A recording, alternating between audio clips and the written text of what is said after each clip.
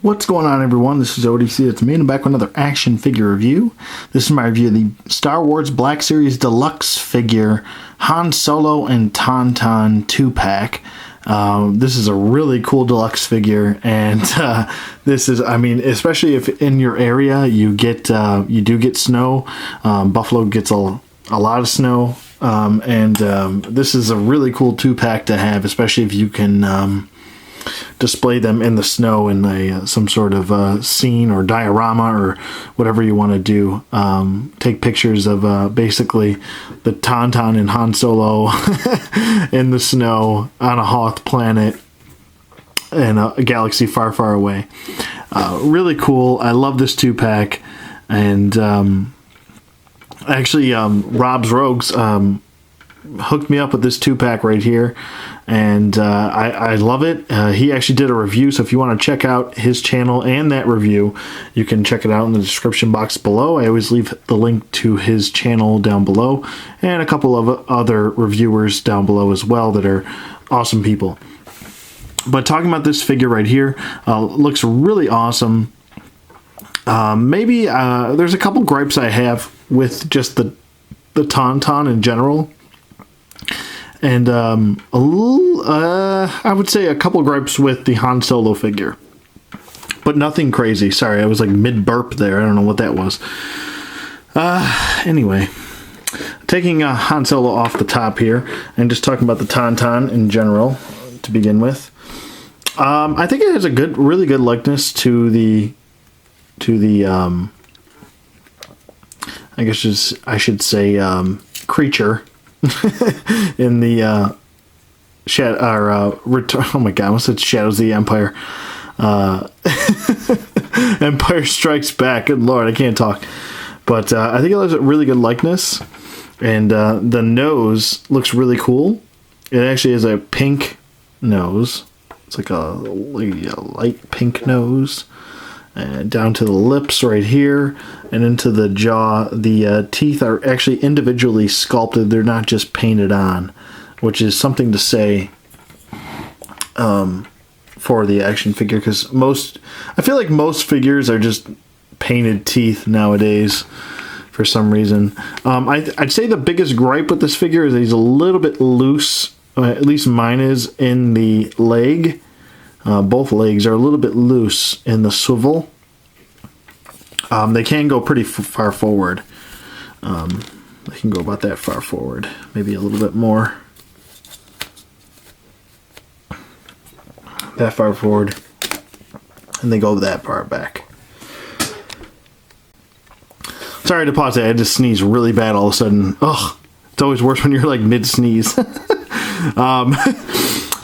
paint on the horns here and the front fascia horns, they look really good. They're nicely sculpted and beautifully painted, I have to say. Even the little protruding horns right here coming off the top of his head head is nicely done as well, with a paint sculpt, a paint application and a detail. God, I can't talk right now. I don't know what's wrong with me. He also has this communicator on the side. I believe this is some sort of like walkie-talkie, I want to say. If you know the technical term, sorry for sniveling, but if you know the technical term for it, I'm pretty sure this is a two-way radio of some sort. On the back, you have his pouch with some sort of, looks like a bed and maybe a tent, or maybe just a sleeping bag. You have two pouches on the side which are painted. Then you have some sort of device right here. So there's the camping equipment, and then you have a pouch right here, and then a device right here of some sort, and then you have another pouch right there, and then you have the holster for his foot. And unfortunately, you can't take this off. It's actually sculpted into the body, and I believe this is just pegged in to the back and sort of glued into the back as well. He can stand on his own, although mine lately has become more and more loose, so I kind of have to use him as a tripod with the back tail. But lately, yeah, when I first pulled him out of package, he was fine with just standing on his own like he is right now. As you can see, the tail's floating off the ground. Sometimes he'll stand, but as soon as I put Han on, then he wants to fall over. I'll try to put him on as gently as I can to kind of give you an example. Oh, see, now he wants to stay. But what I'm saying is, if I bump it, I bump it, I bump it. Now, see, now it's not going to do it. I tried to give it the bump test, and now it won't do it. But I guess I feel like most of the body weight isn't distributed properly due to the feet. The way they're sculpted, they're kind of sculpted on a U shape, almost. Really sorry for sniveling. Let me go blow my nose so this isn't annoying everyone. Okay, really apologize for that. But the eyes are also nicely sculpted into the head, and good paint apps on the eyes. They're not, crooked or cross-eyed or lazy-eyed. They're very well sculpted, and they look great for the Tauntaun. As far as Han goes, see if he'll stay. Han's actually a really nicely done figure. And if you have picked up the Wampa and Luke 2-pack, this is a nice, really nice figure to go with him. You can actually pick this 2-pack up from GameStop for around $20 right now. For some reason, they had some weird sale where they were just basically giving away these 2-packs. I don't know why. I know they had the Wampa and Luke 2-pack. I know they had some older Black Series figures like Greedo and a couple Clone Troopers, and they had this Tauntaun 2-pack for around the 2-packs were around $20, and I believe the ones that I saw at my GameStop, the single carded figures were around $15. So for a $5 difference, you're getting a lot more, to be honest with you. His hood is removable, like so. And then you have his binoculars. Look pretty good. And then you have his goggles, which pretty much for the most part would just kind of sit over his hat. That's pretty much the look he had during most of the beginning of the movie. You can slide it over his head, but you're really stretching the plastic here.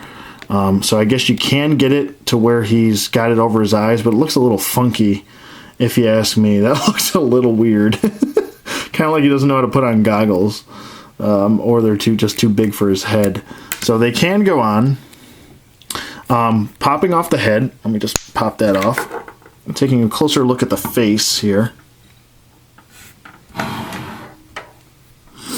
I'd say the face looks pretty good. The eyes look good. They're not cross-eyed or, like I said, lazy-eyed before. So I don't have a problem with that at all, to be honest with you. I think that looks pretty good likeness to Harrison Ford. I think the real main problem I have with this figure is probably these weird joints, these weird elbow swivels.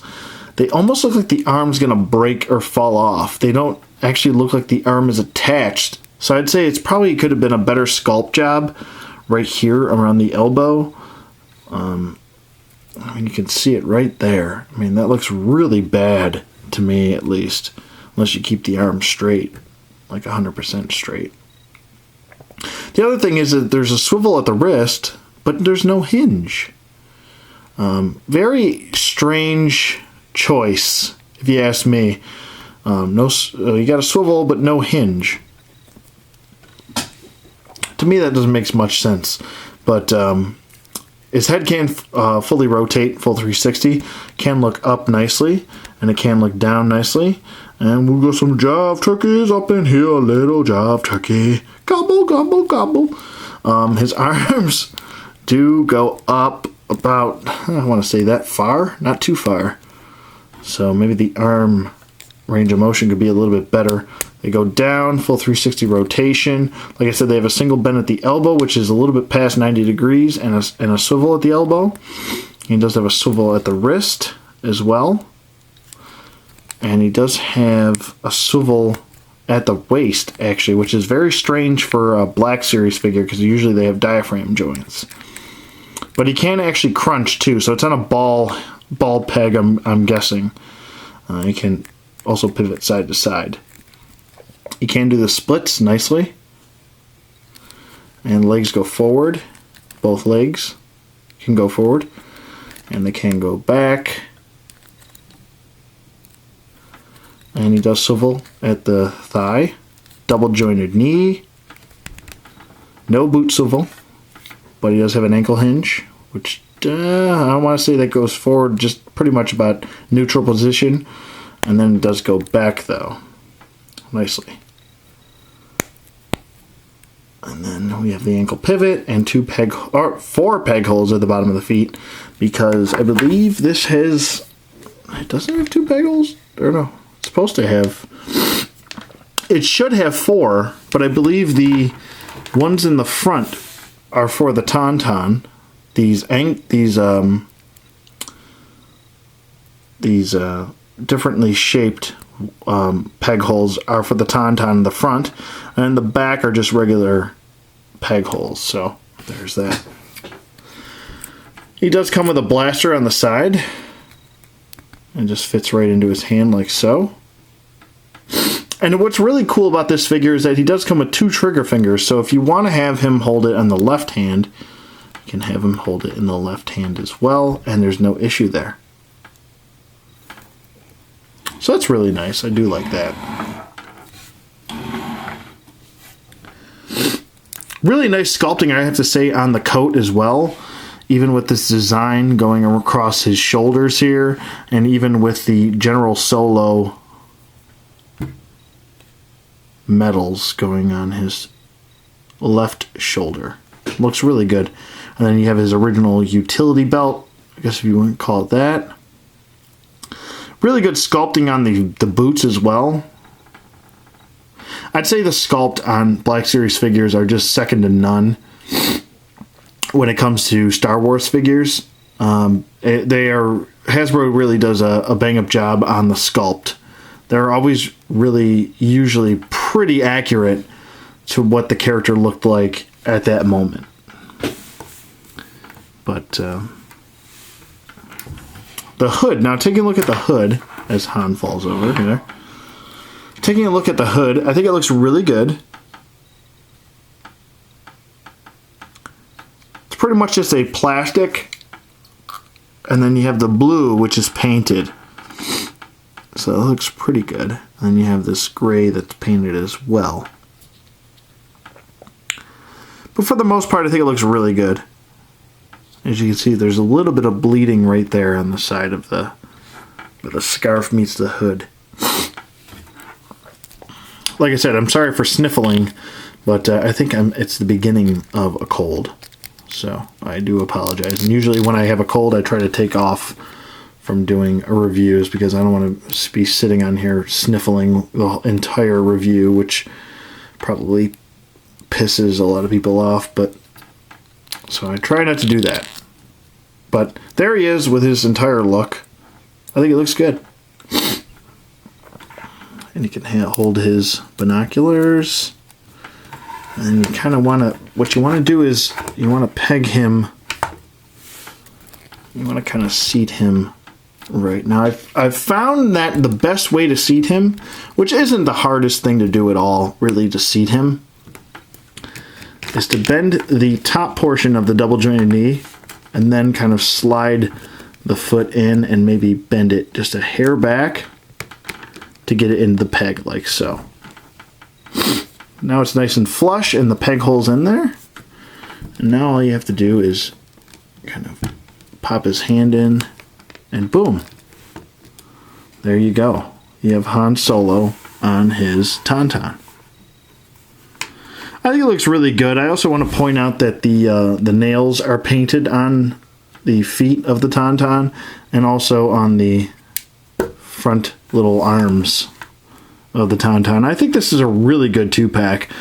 I know, and I'm sorry that it took me so long to review this 2-pack, but I just recently got it for a good price, so hands down, I would definitely recommend it, especially for the $20 price tag. It's a great deal.